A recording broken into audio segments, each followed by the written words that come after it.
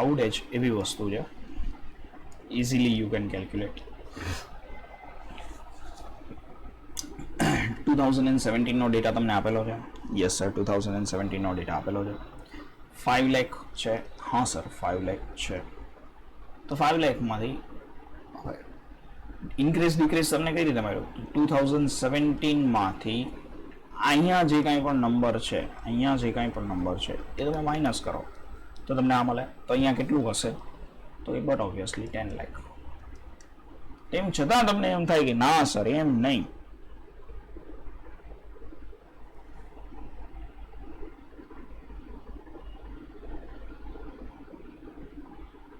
હા એમ નહીં, બરાબર છે. અમને ફોર્મ્યુલાથી શીખવાડો.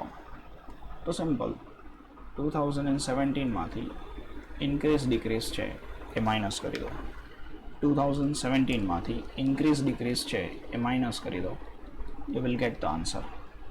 બરાબર. ચલો મને ફટાફટ કહો તો પરચેસમાં શું આન્સર આવશે? પરચેસમાં શું આન્સર આવશે? 6 લાખ પડે ને, તરત ખબર પડી જાય. આમાં કંઈ એટલું ખાસ મગજ નથી દોડવાનું. અચ્છા, ચેન્જ ઇન સ્ટોકમાં શું આન્સર આવશે?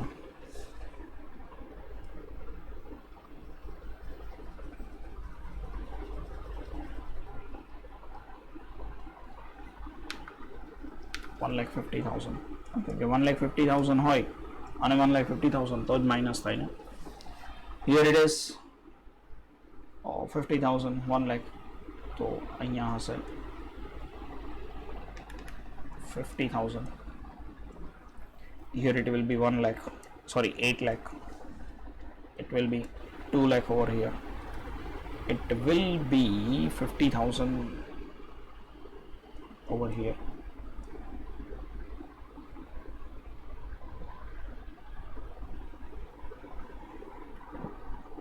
Sorry, not 50,000, but 60,000.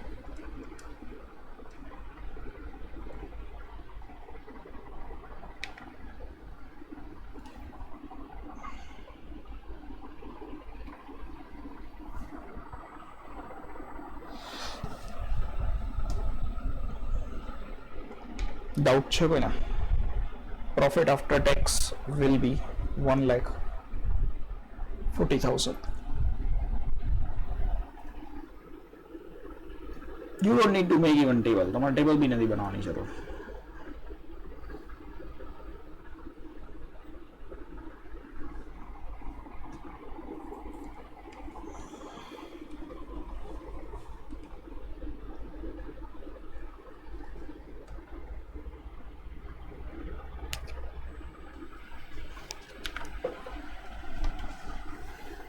ચલો બાળકો, ખાલી આટલું જ કરવાનું. હા બેટા, ખાલી આટલું જ કરવાનું. પરચેઝનો અમાઉન્ટ નેગેટિવ આવશે. જોઈ લો,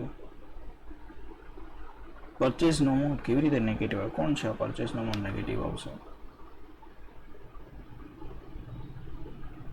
હા, ખાલી ફિગર જ. એટલે એ સાવ આવો ક્વેશ્ચન તો 4 માર્કમાં કદાચ ના પૂછાય, તમારા નસીબ હોય તો પૂછાય બી જાય. બેટા 7,20,000માંથી 1,20,000 માઇનસ કર તો કેવી રીતે માઇનસમાં અમાઉન્ટ આવે? બરાબર છે. અહીંયા માઇનસમાં અમાઉન્ટ કોઈ દિવસ આવે જ નહીં. 2016-17નો ડેટા જોયો કોઈ દિવસ માઇનસ હોય? ચેન્જ ઇન સ્ટોક હોય તો ચેન્જ ઇન સ્ટોક કદાચ માઇનસ હોય. બરાબર છે, બસ ધેટ્સ ઓલ. એના સિવાય બીજા કોઈ અમાઉન્ટ માઇનસ ના હોય કોઈ દિવસ. ચલો, let's move to the next question. ખાલી આટલું જ કરવાનું ને, એનો આન્સર તમને અહીંયા મળશે. બરાબર છે કે ખાલી આટલું જ કરવાનું.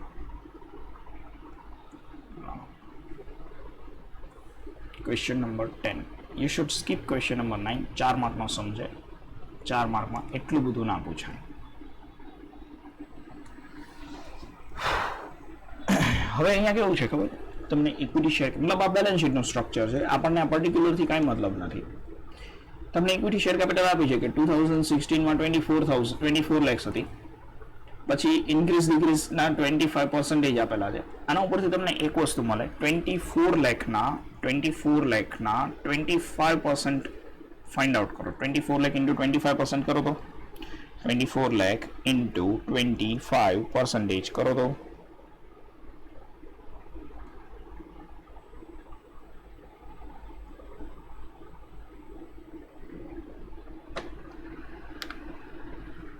6 લાખ ઇઝ ધ આન્સર. બરાબર છે. સો અહીંયા આવશે 6 લાખ અને હવે 2017 નું અમાઉન્ટ બી મળી જાય. બરાબર છે.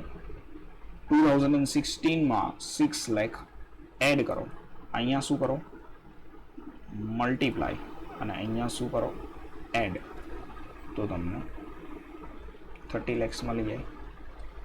એ સર ક્યાં શું કરવાનું ને એ ખબર જ નથી પડતી, કન્ફ્યુઝ થઈ જવાય છે, કન્ફ્યુઝ બહુ થઈ જાય. તો પર્સન્ટેજ છે ક્યાંય આવડા મોટા થયા, જોયું કે પર્સન્ટેજ તમે પ્લસ કરતા હોય 24 લાખ પ્લસ 25, એવું તો હોય નહીં. બરાબર. 2000 અચ્છા, હવે ઇન્ક્રીઝ ડિક્રીઝ તમને કઈ રીતે મળ્યું? તો ઇન્ક્રીઝ ડિક્રીઝ તમને કેવી રીતે મળે? તો 2017નું જે અમાઉન્ટ હોય એમાંથી 2016નું અમાઉન્ટ માઇનસ કરો તો તમને તો તમને ઇન્ક્રીઝ એન્ડ ડિક્રીઝ મળે. હવે ઇન્ક્રીઝ ડિક્રીઝને 2016માં પ્લસ કરી દો તો તમને 2017નું અમાઉન્ટ મળી જાય.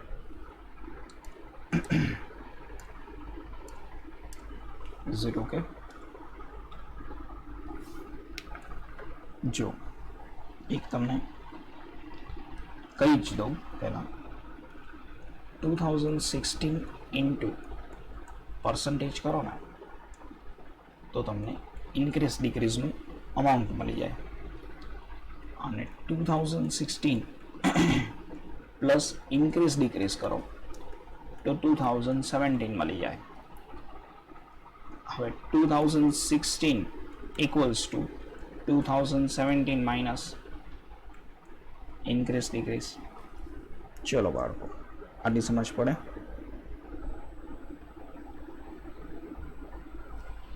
આ 3 સ્ટેપ છે ને એ તમારી બુકમાં લખી નાખો.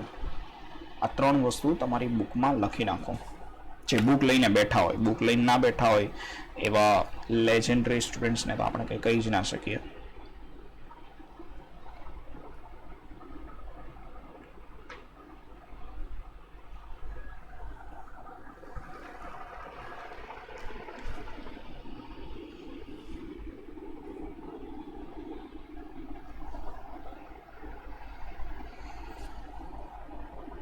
આગળ વધીએ.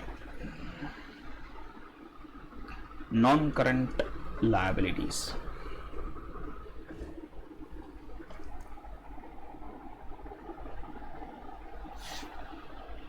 ચલો ભાઈ, રિઝર્વ્સ ઇન સરપ્લસમાં what is increase and decrease? Tell me what will be the increase decrease?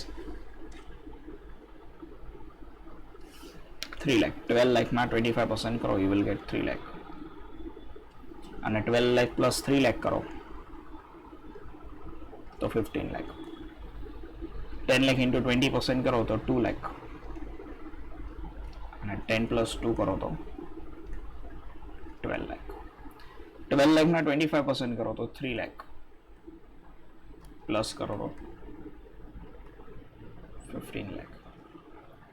Current liabilities 2 લાખના 5% કરો તો 10,000, પ્લસ કરો તો 2 લાખ 10,000. પેપરમાં તમારે આખું ટેબલ બનાવવું પડે બેટા, બરાબર છે? પેપરમાં તમારે આખું ટેબલ બનાવવું પડે, કે પેપરમાં લખીને આવો તો એવું તો ચાલવાનું નથી ને, બરાબર છે? If you are asking me the question કે સર આ એક્ઝામમાં ટેબલ બનાવવાનું, તો શું એકલા અમાઉન્ટ લખીને આવશો? Right now it is not proper કે હું આખું ટેબલ અગેન બનાવું, બરાબર છે? એવું ને એવું ટેબલ અગેન બનાવું અને પછી એમાં ડિટેલ લખું. You need to show the calculation. Yes, you need to show the calculation કે તમે કઈ રીતે increase decrease find out કર્યું છે.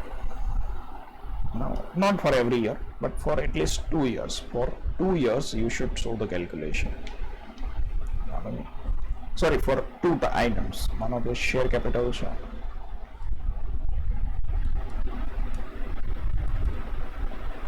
તો share capital માં 2016 અને increase decrease આપેલું ને.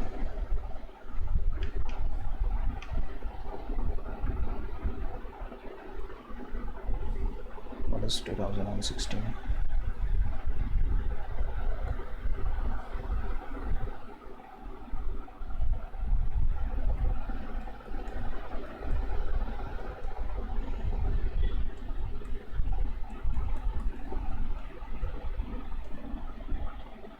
બરાબર, અને 24 lakh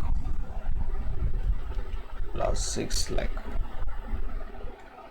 equals to 30 lakh. So this is how you found 6 lakh. તમે 6 lakh અને 30 lakhs કઈ રીતે ફાઇન્ડ આઉટ કર્યા છે એ અહીંયા મેન્શન કરેલું છે. બરાબર, ચલો.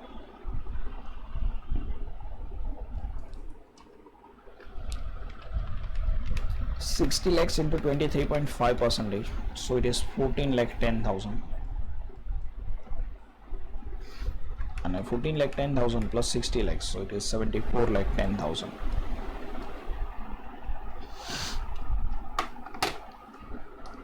Clear with this?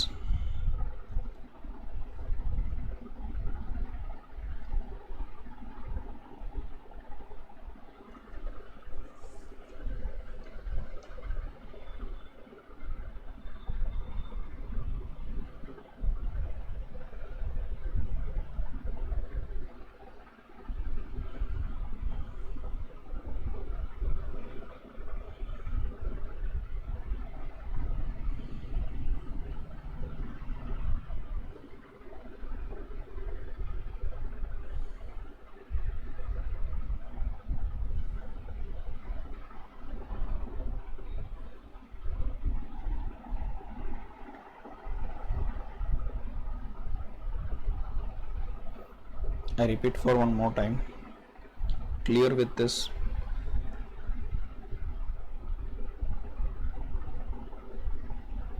Okay. હવે છે ને અહીંયા અગેન પછી અલગ કેલ્ક્યુલેશન છે. 32 લાખ 10,000 અને પછી ઇન્ક્રીઝ ડિક્રીઝ આપ્યો છે. તો બોલું તો ટેન્જિબલ એસેટ 2016 માં કેટલી હશે?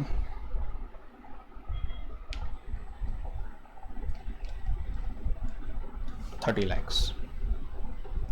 કોઈને ડાઉટ છે 30 લાખમાં? ફટાફટ બોલો, કોઈને 30 લાખમાં ડાઉટ છે?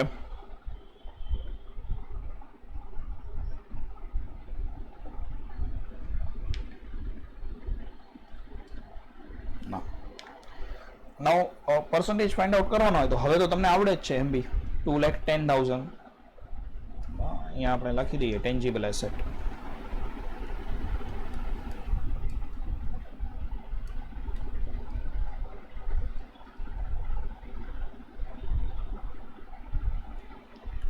$32,10,000 minus 2,10,000. Answer is 30 lakh. Percentage find out करवाना होय तो 32,10,000. Sorry.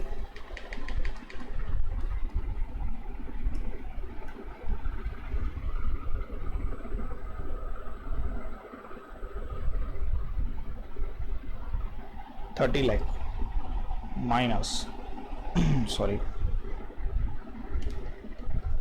क्या नाम करोगे 2,10,000 divide by 30 lakh into 100. Answer is 7%.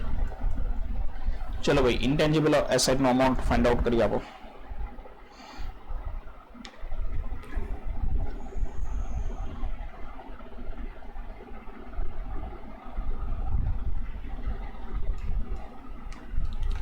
બેટા આવું નથી આવડતું મને અમુક વખત છે ને તમે લોકો સમજાતા જ નથી.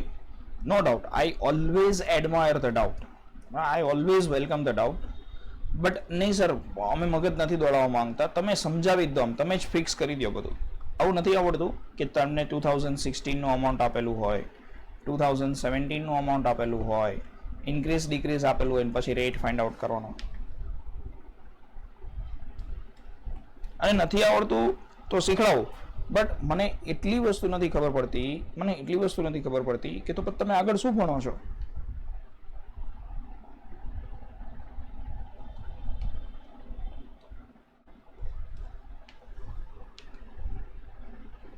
સર આમ મજા ન આવી એક વખત કહી દો ને. That is not the doubt, એને ડાઉટ ન કહેવાય.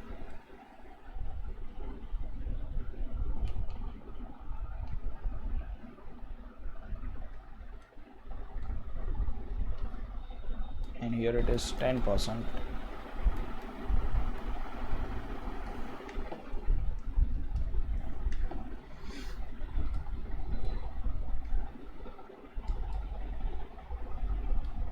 100%. 100% માં ડાઉટ છે કોઈને?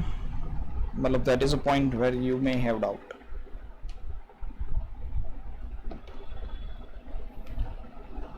Intangible assets 20 lakh. Okay. Here it is 60 lakhs. And 14 lakh 10,000 divided by 60 lakhs.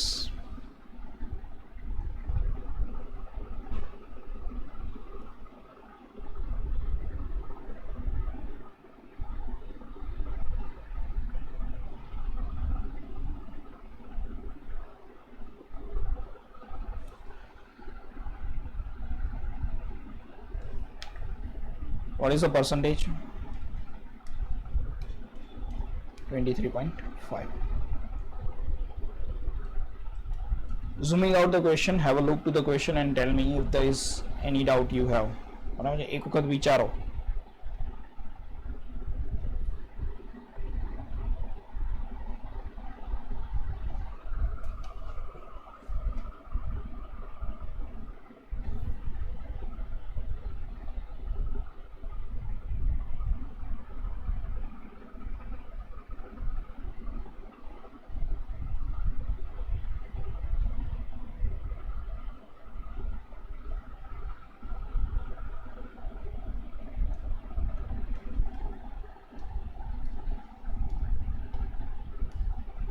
Sir last 3% same ના હોય ના બેટા, આ તમે એક વખત જોવો તો સ્ટ્રક્ચર કયું છે, પ્રોફિટ એન્ડ લોસનું સ્ટ્રક્ચર હોય ને તો એમાં લાસ્ટ 3% સેમ હોય. આ બેલેન્સ શીટનું સ્ટ્રક્ચર છે, આપણે થોડી આમાં ટેક્સ માઇનસ કર્યો છે બધામાંથી 30%, સો અહીંયા લાસ્ટ 3% સેમ ના આવે.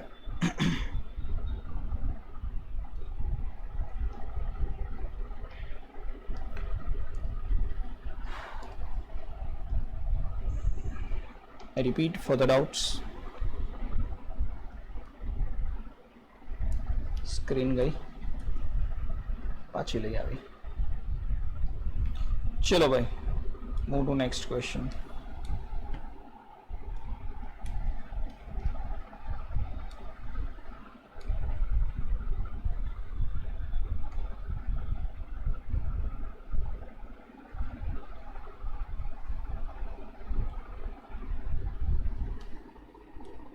The next point is common size statement. The next point is common size statement. Now see what is common size statement.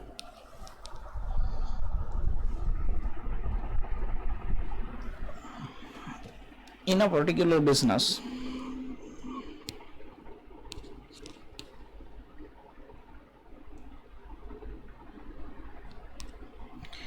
any particular business, not one particular business, દરેકે દરેક બિઝનેસમાં આજે માનો કે તમે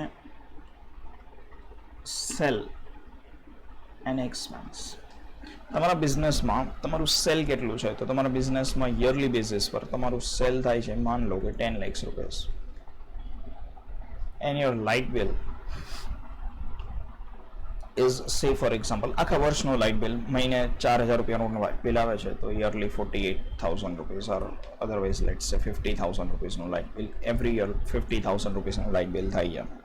Now this is a data, આ એક data છે, બરાબર. માન લો કે સેલ તમારું વધીને 20 લાખ રૂપિયા થઈ જાય અને 80,000 rupees નું લાઇટ બિલ આવે, then is it proper to say કે લાઇટ બિલ વધ્યું છે? Is it proper to say કે લાઇટ બિલ વધ્યું છે? તમારું સેલ વધી ગયું, તમે વધારે સ્ટોક લાવ્યા, બરાબર છે, તમારા બિઝનેસમાં જેટલું બી એક નવું કોઈ એક એસી મુકાવ્યું, બરાબર છે, તમે બિઝનેસને એક્સપાન્ડ કર્યો, તો ઇટ ઇઝ નોટ પ્રોપર. જ્યારે તમારા બિઝનેસમાં એમ સમજો કે સેલ 10 lakhs રૂપીસનું હતું, ત્યારે તમારા બિઝનેસમાં તમે યરલી બેઝિસ પર સેલેરી આપતા હતા સે 1 lakh rupees, અને તમારા બિઝનેસમાં 20 લાખ રૂપિયાનું સેલ થઈ ગયું, now you are paying salary of 1,40,000, then you should not say કે ભાઈ ખર્ચાઓ બહુ વધી ગયા છે, કેમ કે ભાઈ સામે તમારું સેલ બી વધ્યું છે, એટલું તો સેલ વધે તો સેલેરી તો એટલી વધવાની જ છે. ઇન્ક્રીઝ ડિક્રીઝની જે મેથડ હતી એ તમને ખાલી કેટલું ઇન્ક્રીઝ થયું કે કેટલું ડિક્રીઝ થયું એ જ કહે છે, બરાબર. ઇન્ક્રીઝ ડિક્રીઝની ના ક્વેશ્ચનમાં પ્રોબ્લેમ શું હતો કે આજ માનો કે સેલ છે 2016 અને 2017, બરાબર. 2016માં સેલ 10 લાખ રૂપિયા છે, 2017માં સેલ 18 લાખ રૂપિયા થઈ જાય છે.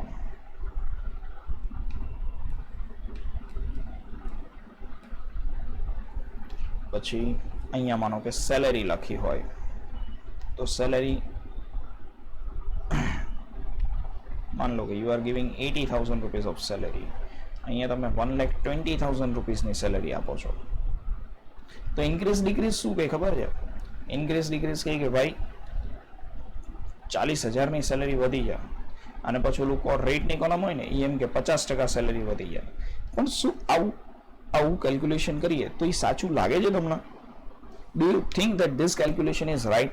10 લાખનું 18 લાખ સેલ થઈ જાય તમારું, પછી તમે એમ કહો કે 40,000 રૂપિયાનો પગાર વધારવો પડ્યો, પછી 50% સેલેરી વધી ગઈ, બરાબર. એ સેલેરીનું તમે રોવા બેસો તો is it good? No sir, it is not good. આ તો ખોટી કેલ્ક્યુલેશન કહેવાય, આ તો ખોટી કેલ્ક્યુલેશન થઈ, બરાબર. નો ડાઉટ કેલ્ક્યુલેશન સાચી છે, એવું નથી કે કેલ્ક્યુલેશન ખોટી છે, પણ જે આના ઉપરથી તમે કન્ક્લુઝન કરો એ કન્ક્લુઝન ખોટું થઈ ગયું. શું કામ ભાઈ કન્ક્લુઝન ખોટું થઈ ગયું? કે ભાઈ તું એમ જો કે સામે તારું સેલ વધ્યું છે, સેલની કમ્પેરિઝનમાં સેલરી કેટલી વધી જાય. માનો કે સેલ જો તો સેલ તમારું કેટલું વધ્યું અહીંયા, તો કે સેલ તો 80% વધ્યું, એની સામે સેલરી ખાલી 50% જ વધી. સેલ કેટલું વધ્યું? 8 લાખ રૂપિયા, એની સામે સેલરી કેટલી વધી? તો કે 40,000 રૂપિયા. તો આ તો જસ્ટિફાઈડ છે ભાઈ. હવે આટલું તો પછી ઘટે ને, બધું લઈ જ લેવું તમારે. આટલું તો ઘટે ને, પછી બધું થોડી મળે. તો કે હા બરાબર છે, આટલું તો ઘટે. બસ this is the concept which is discussed in common size statement. Common size statement શું કરે ખબર છે? એ દરેક વસ્તુને આજે માનો કે તમે પ્રોફિટ એન્ડ લોસ અકાઉન્ટ બનાવો છો, બરાબર. સે ફોર 2016 એન્ડ 2017 માનો કે સેલ છે તમારું 10,000 રૂપીસ અને અહીંયા સેલ થઈ જાય છે તમારું 16,000 રૂપીસ.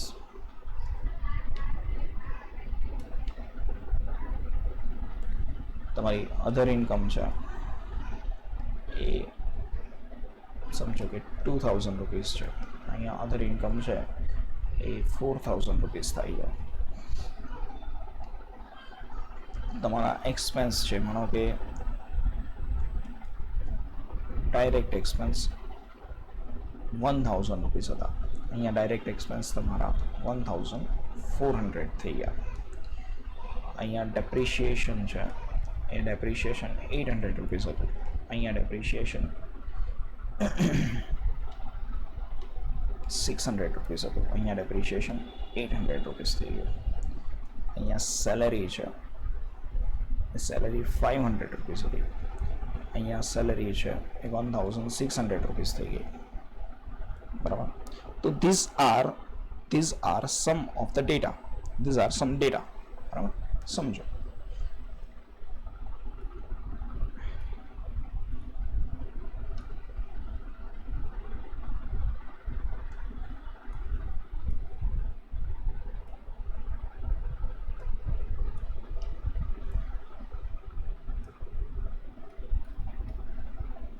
હવે આપણે 2% ફાઇન્ડ આઉટ કરવાના છે.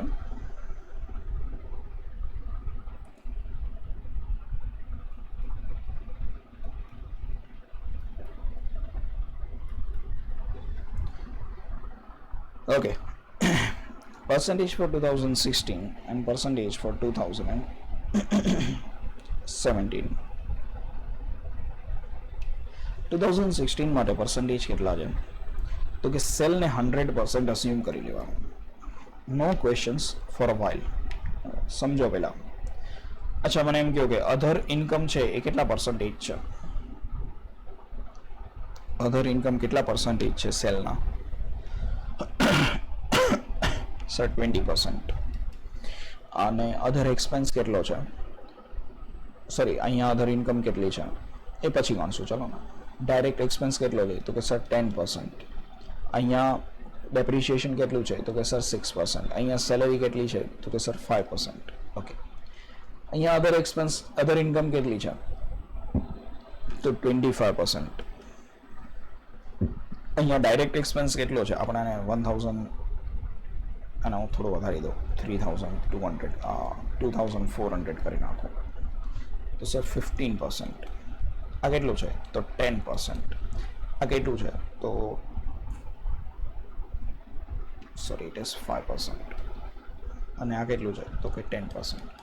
તો by overlooking some data like this, આવો કોઈક ડેટા જોઈને તમને ખબર પડે, કે હા ભાઈ કોઈ વસ્તુમાં એકચ્યુઅલમાં કેટલું ઇન્ક્રીઝ થયું છે, ડિક્રીઝ થયું. અહીંયા તમને ક્લિયર ખબર પડે ને કે હા ભાઈ ડાયરેક્ટ વેજીસ તો બહુ વધારે વધી ગયા. વધ્યા તો ખરા પણ બહુ વધારે વધી ગયા. બરાબર, સેલ વધ્યું એના કરતાં તો ડાયરેક્ટ વેજીસ વધી ગયા. બરાબર, લાસ્ટ યર 10% ડાયરેક્ટ વેજીસ હતા, આ વર્ષે તો 15% થઈ ગયા. અધર ઇન્કમ વધી, સેલની કમ્પેરિઝનમાં અધર ઇન્કમ વધી. બરાબર, ડેપ્રિશિએશન છે એમાં એકચ્યુઅલમાં રિડક્શન આવ્યું.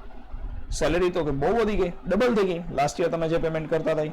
તો અહીંયા શું છે કે તમે તમારા જે એક્સપેન્સીસ છે એને તમારી ટોટલ અર્નિંગ સાથે કમ્પેર કરો છો, તમારું જે ટોટલ સેલ છે એની સાથે કમ્પેર કરો છો, અને એના બેસિસ પરથી તમને ખબર પડે, બરાબર, કે લાસ્ટ યરની કમ્પેરિઝનમાં આ વર્ષે કેટલો ચેન્જ આવ્યો છે. બરાબર, જો તમે ઇન્ક્રીઝ ડિક્રીઝ ફાઇન્ડ આઉટ કરો તો એમાં તમે ગણતા તો નથી કે ભાઈ સામે સેલે વધ્યું છે, ઓહો ખર્ચા તો બહુ વધી ગયા, પણ સામે ઇન્કમે વધી ગયા. બરાબર છે, કન્સેપ્ટ સમજાય છે કે આવું આપણે શું કામ કરીએ છીએ, કે આવું કરવાનો બેઝિક પર્પઝ શું છે એ સમજાય છે. કેમ આવું કરવાનું? આવું એટલા માટે કરવાનું કે આપણને ખબર પડે કે એકચ્યુઅલમાં ઇન્ક્રીઝ ડિક્રીઝ સેલની કમ્પેરિઝનમાં કેટલું છે. Because ultimately everything is connected with cell. દરેક વસ્તુ સેલ સાથે કનેક્ટેડ છે. આપણું સેલ વધે તો બધા ખર્ચા વધે, બરાબર, અને આપણું સેલ્સ ઘટે તો બધા ખર્ચા ઘટવા જોઈએ. હવે સેલ તો ઘટી ગયું પણ ખર્ચાઓ ઘટ્યા નથી. then business has to take some decisions.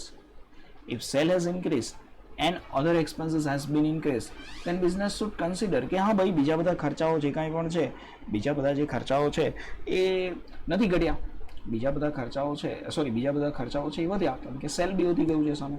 બરાબર, જો તમે પ્રીવિયસ સ્ટ્રક્ચરને ફોલો કરો તો પ્રીવિયસ સ્ટ્રક્ચરથી તમને એક ડીમેરિટ ઓર પ્રીવિયસ સ્ટ્રક્ચરથી તમને એક પ્રોબ્લેમ થાય. અને શું પ્રોબ્લેમ થાય કે તમારા બિઝનેસમાં તમે જે ડિસિઝન્સ લો છો એ ડિસિઝન્સ ખોટા પડે. અચ્છા, કેમ ખોટા પડે? The only reason is that કે એ સ્ટ્રક્ચર તમને ઇન્ક્રીઝ ડિક્રીઝ જ કે પણ સામે કમ્પેરેટિવ એનાલિસિસ કમ્પેરિઝન ના કરી આપે કે ભાઈ સેલની કમ્પેરિઝનમાં વધારે છે કે ઓછું છે. અહીંયા તો તમને ખબર પડે કે લાસ્ટ યર જે સેલ થતું હતું એના આટલા પર્સન્ટેજ હતા, અત્યારે આટલા પર્સન્ટેજ છે. એટલે સર રિયલમાં બિઝનેસમાં આ રીતે જોવે કે પછી આપણે ઇન્ક્રીઝ ડિક્રીઝ વાળું સ્ટેટમેન્ટ બનાવ્યું એ રીતે જોવે, બંને રીતે જોવે. આ બંને જે સ્ટેટમેન્ટ છે ને એને બે અલગ અલગ ટાઈપના સ્ટેટમેન્ટ છે. આપણે જે પહેલાં બનાવતા હતા that was comparative financial statement, અને આપણે જે અત્યારે બનાવ્યું છે that is common size statement. Business છે એ બિઝનેસને શું ડિસિઝન લેવું છે કે પ્રીવિયસ યરની કમ્પેરિઝનમાં આપણી અર્નિંગ છે, મતલબ આપણી ઇન્કમ છે, આપણા એક્સપેન્સીસ છે, એમાં કેટલો ચેન્જીસ આવ્યો છે એ જોવું છે તો કોમન સાઇઝ છે કમ્પેરેટિવ સ્ટેટમેન્ટ જોવે. પણ હા, બિઝનેસને જ્યારે કોઈક મહત્વના નિર્ણયો લેવાના છે, when business has to make some decisions, then at such point of time business will overlook to this kind of statements. ત્યારે બિઝનેસ આ સ્ટેટમેન્ટ જોશે. ક્લિયર? આટલું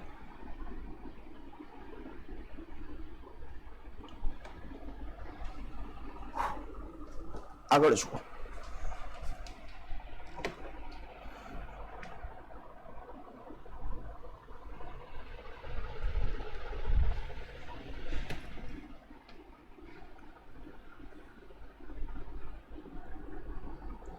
કોમન સાઇઝ સ્ટેટમેન્ટમાં તમારે કોઈ સ્ટેટમેન્ટ નહીં બનાવવાનું આવે, બરાબર છે. કોમન સાઇઝ સ્ટેટમેન્ટનો જ્યારે ક્વેશ્ચન હોય ત્યારે તમારે કોઈ સ્ટેટમેન્ટ નહીં બનાવવાનું આવે. જે સ્ટેટમેન્ટ છે એઝ ઇટ ઇઝ રાખવાનું છે, 2 એક્સ્ટ્રા કોલમ જ એડ કરવાની છે. મતલબ તમારે તો બનાવવું પડશે એ સ્ટેટમેન્ટ જે સમમાં આપ્યું હોય. હું અત્યારે નથી બનાવતો.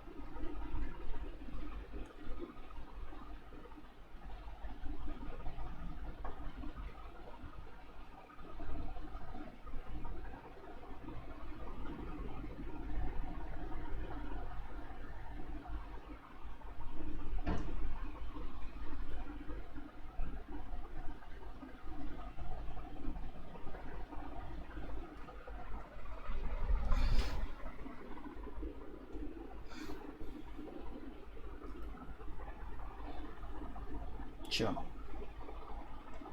percentage of 2017 and percentage of 2016, nothing to do. આ બંનેને 100 લઈ લો. 4,80,000 બધામાં શું કરવાનું? બધાને ડિવાઈડ બાય સેલ, બધાને ડિવાઈડ બાય સેલ ઇન્ટુ 100. આમાં કેલ્ક્યુલેશન એકદમ સિમ્પલ છે. સર સેલને જ 100 અઝ્યુમ કરવાના? હા, સેલને 100 અઝ્યુમ કરી લેવાનું. બધાને ડિવાઈડ બાય 100 સેલ અને ઇન્ટુ 100. આ 10% થઈ ગયું અને આ 6 થઈ ગયું.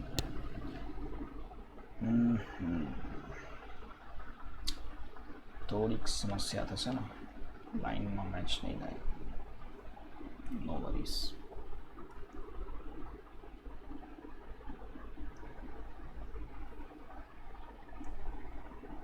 ચલો,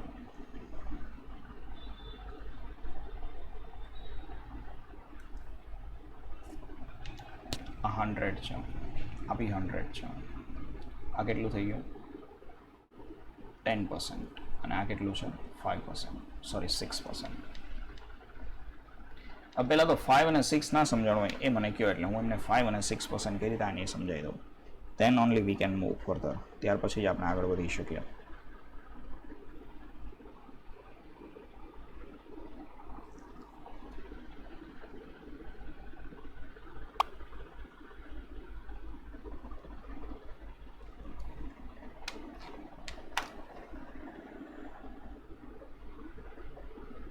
બોલો બેટા.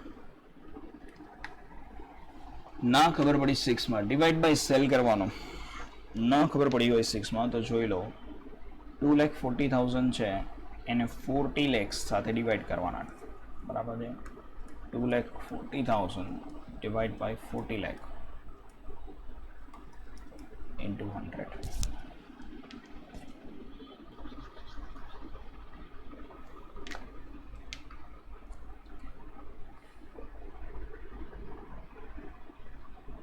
બરાબર છે? ચલો, it is 110 and it is 106. 26,40,000 find out કરો તો 26,40,000 ના પર્સન્ટેજ તમને ને મને બંનેને ખબર પડે કે તમને કેટલી સમજણ પડી છે.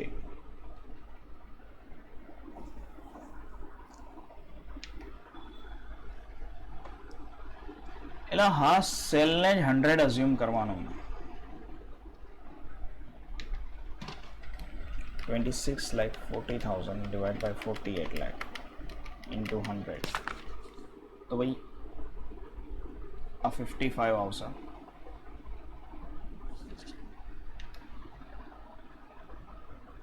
અને 20 એક જ મિનિટ, હું લાઇન્સ કાઢી નાખું ને એટલે મારે પ્રશ્ન જ ન રહે.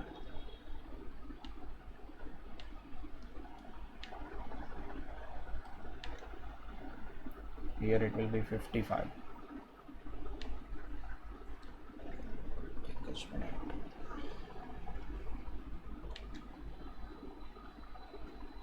And 20,40,000, 20,80,000 divided by 40 lakh, so it will be 52%. It will be 5% and it will be 4%. 2,40,000, again it is 5%, but bracket માં લખજો and it is 3%. બેટા સમજ પડી? આટલી કેલ્ક્યુલેશન મેં કરી એમાં, આટલી કેલ્ક્યુલેશન મેં કરી એમાં સમજ પડી? ઓકે, નથી ખબર પડતી અમુક મને. અગેન કહી દો.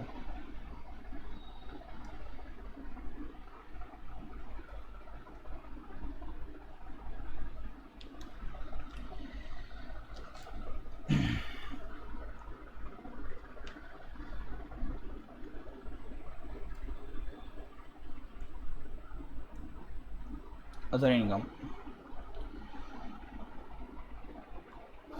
તો અધર ઇન્કમ છે એ 4,80,000 છે, એને 48 lakhs સાથે ડિવાઈડ કરવાના અને ઇન્ટુ 100. તો કેટલા આવે? 10% આવે. તો અહીંયા 10% લખી દો. 2,40,000 ને 40 lakhs સાથે ડિવાઈડ કરવાના ઇન્ટુ 100. કેટલા આવે? 5% આવે. સોરી 6% આવે, 6% લખી દો.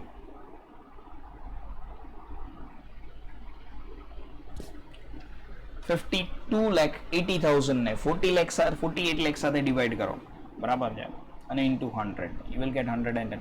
લે સર આ બેનો ટોટલ કરી તો ન ચાલે? ચાલે ને બેટા, ટોટલ કરી નાખવાનો, વાંધો નહીં, મને કંઈ વાંધો નથી. અહીંયાથી બંનેનો ટોટલ કરી નાખો, 106. સીધી આમ ગનમાંથી ફાયર થાય ને બુલેટ, એવી રીતે આર્ગ્યુમેન્ટ આવે. સર આ કયો સમ છે અને page number? The basic thing is that તમારે સમનું કંઈ કામ નથી. અને બીજી વસ્તુ એ કે અહીંયા લખ્યું છે ક્વેશ્ચન નંબર 11.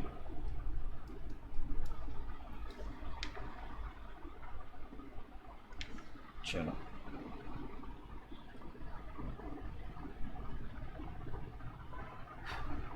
$26,40,000. તો 26,40,000 ને 48 લાખ સાથે ડિવાઈડ કરો. 26,40,000 બરાબર, 26,40,000 divide by 48 lakh into 100. The answer is 55. And 20,80,000 divided by 40 lakh into 100. Answer is 52. હવે સમજાણું બેટા?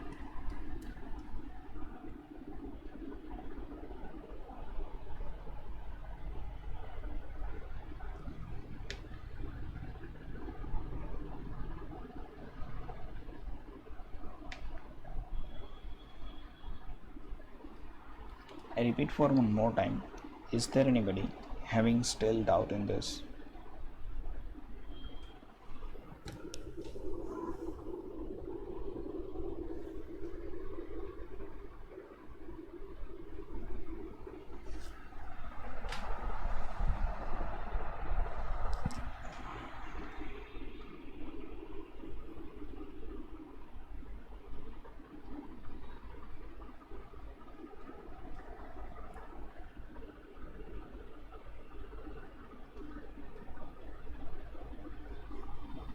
આગળ વધીએ.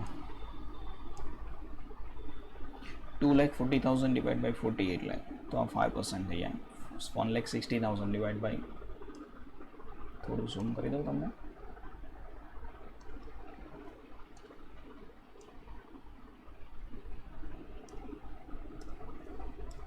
કેમ કે આપણને પર્ટિક્યુલરથી કાંઈ મતલબ નથી, જે હોય તે આપણને અમાઉન્ટ્સથી જ મતલબ છે. 1,60,000 ડિવાઈડ બાય 40 લાખ into 100, તો 4. 2,40,000 divided by 48 lakh, so it will be -5. And 1,20,000, so it will be 3.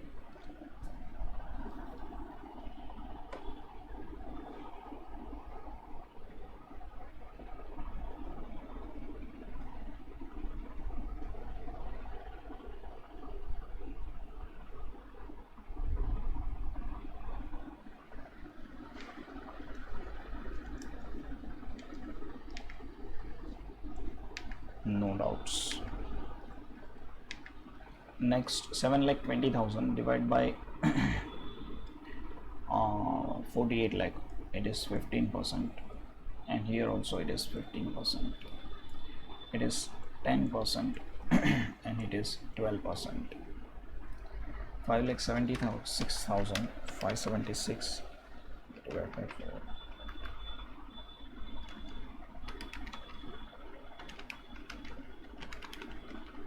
12%, and here it is 10%. Anybody still having any doubts?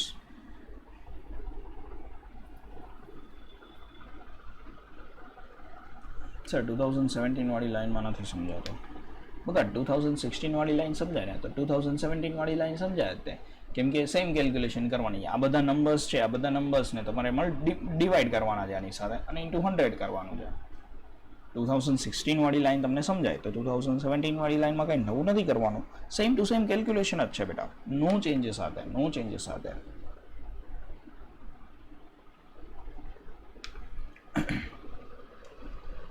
Then after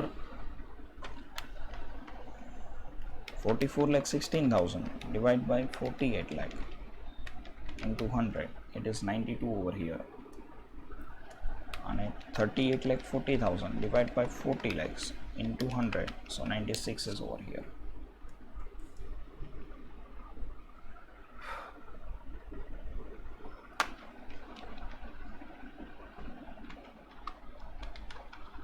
So it will be 18 over here,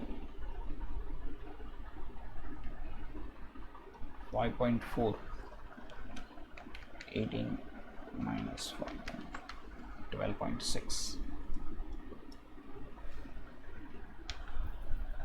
અહીંયા પછી આ અલગ method છે, તો અહીંયા તમે એવું ના વિચારી શકો, ભગવાનને ખાતર એવું ના વિચારતા કે લે સર બધા છેલ્લા ત્રણ તો સરખા જ ન આવે, ના ન આવે.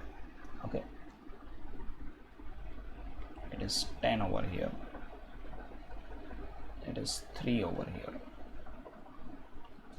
and 7 over here. તમારે જે સ્ટેટમેન્ટ છે એ કોપી મારી દેવાનું અને બે એક્સ્ટ્રા કોલમ બાજુમાં બનાવી લેવાની. Nothing much is expected from you apart from this. ચલો, keep it up to this for today. Sir આવો સમ આવી શકે એક્ઝામમાં.